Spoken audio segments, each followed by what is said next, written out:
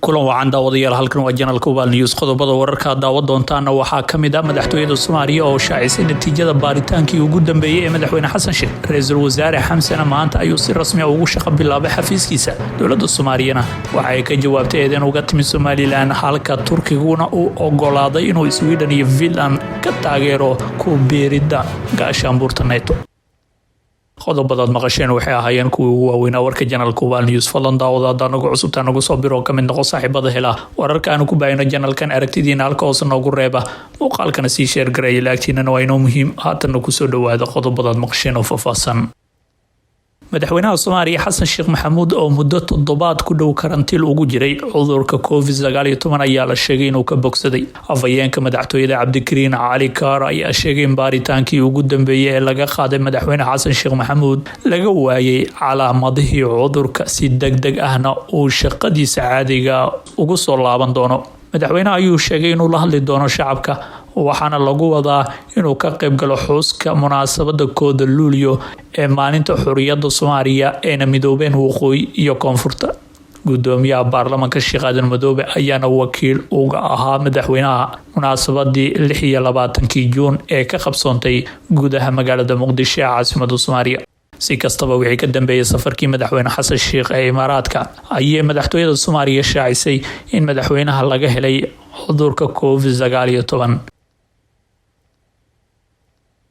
dhinaca kalena ra'iisul wasaare Xamse si rasmi ah ayuu maanta u shaqo bilaabay ra'iisul wasaaraha xukuumadda federaalka Soomaaliya Xamse Cabdi Barre ayaa maanta oo Arbacada si rasmi ah uga shaqo bilaabay xafiiskiisa kadib markii uu shalay xilka kala wareegay ra'iisul wasaarihii hore ee xukuumadda xilgaarsiinta ahayd ee Maxamed Xuseen Roble ra'iisul wasaare Xamse Cabdi Barre ayaa laga sugayaa inuu soo dhiso xukuumadda cusub ee golihiisa wasiirada isagoona hore u ballan qaaday inuu soo dhisayo xukuumad lagu soo xulay khibrad iyo waayo aragnimo isla markaasna uu sameyn doono la tashiyo kala duwan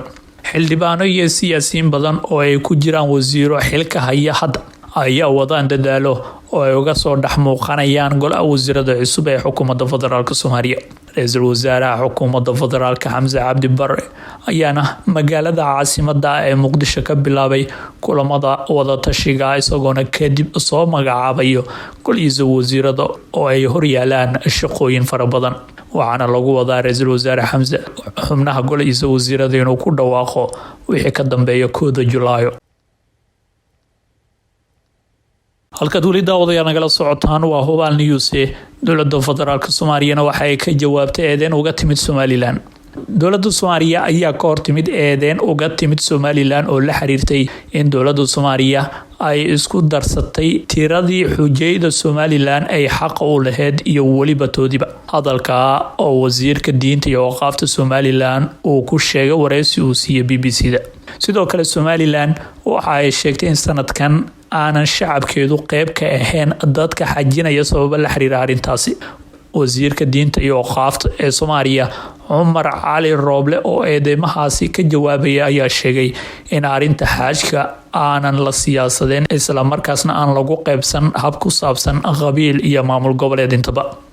wasiirka waxa uu tilmaamay in sanadkan xajka si wanaagsan ay u maamuleen isla markaasna loo xil saaray guddi qeybinayay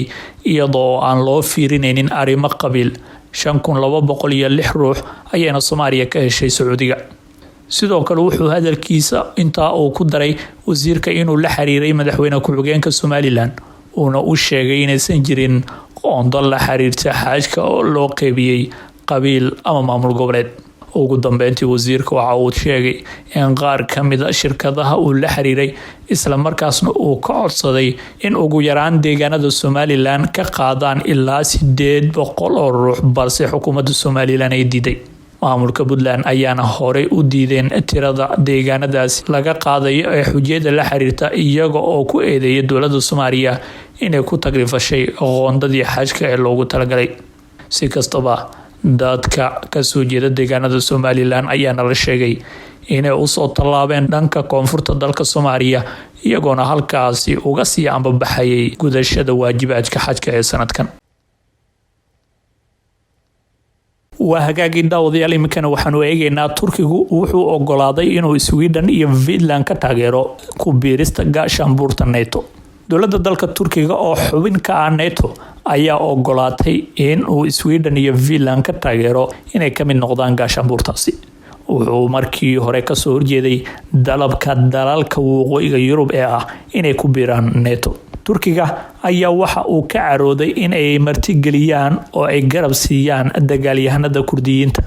balse Sweden iyo Finland kuma biiri karaan NATO iyagoo aan taageero ka helin Turkiga. Ruushka ayaa si adag uga soo horjeeda in labadaasi dal ay ku biiraan ururkaasi, waxa ayna Moscow u aragtaa in ballaarinta NATO ay halis ku tahay amnigooda. Dagaalka uu Ruushku ku qaaday Ukraine ayaa daba socday isku day ee Kiev ku raadinaysay inay uga mid noqoto isbahaysiga NATO, balse duulaanka Moscow ayaa saameyn lidi ku ah yeeshay, waxa ayna wadacad u xaartay in labadan dal ay ku biiraan ururkaasi.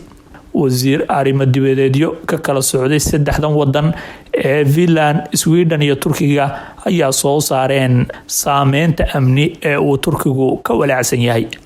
Ra'iisul Wasaaraha Sweden ayaana sheegtay inay tahay tallaabo muhiim u ah ururkaasi. Si kastaba, xogo hoose ayaa tilmaamaya in wadamadan Sweden iyo Finland ay ka dhaadhiciyeen Turkiga inuu ogolaado ku biirista ururkaas oo uu ka hortaagnaa, isla markaasna isaguna dhankiisa ay u fulin doonaan dalabyo badan oo ay qayb ka tahay inay dalalkooda ka mamnuucaan ururka PKK ee ka dagaalama gudaha dalka Turkiga, iyo waliba in dowladda Turkiga loo ogolaado ka mid noqoshada midowga Yurub.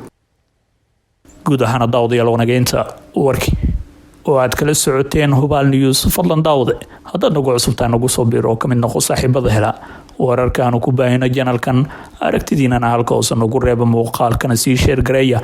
laagtiinana waa inoo dhiiragelin waana ku mahadsantihiin daawashadii la socodka warka janalka Hubaal News.